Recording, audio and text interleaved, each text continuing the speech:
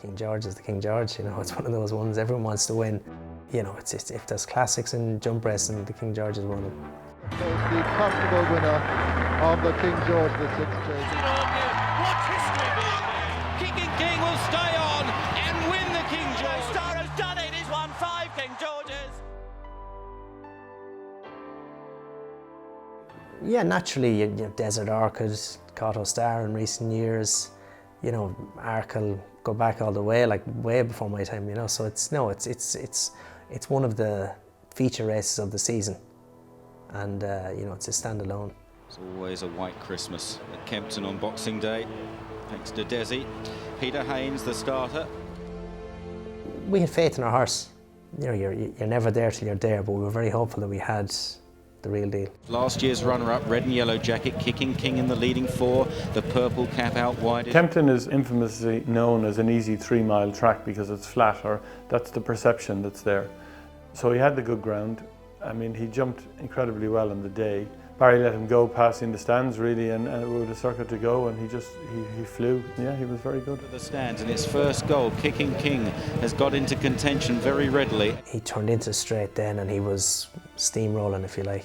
He went down, he jumped the third last really well, he jumped the second last really well, but was very aggressive at them. But halfway between the second last and the last, the fuel gauge started to flash, and he was starting to get tired. I took a hold of him to try and get in on a short stride, just to get over the fence, and as I'm taking a hold of him, he was shaking his head, he was having none of it, and he just ran at it, and you know, he took a chance. The last fence mistake puts your heart in your mouth. A star emerging here at Kempton Park, Kicking King short, oh, what a hash of it!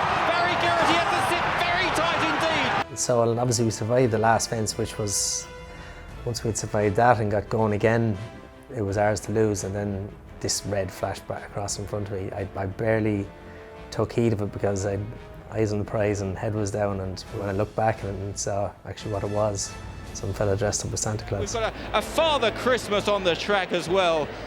What a ridiculous scene that is, albeit a festive one. But to make the mistake at the last and to hang on, there was a bit of a, you know, you were wiping the sweat off your brow going, we got away with one there, you know, so it was, but a great race to win. Kicking King still 6-4 favourite. Kingscliff is now 100-30. Different track. Sandown's a lot stiffer track, so it was a different test.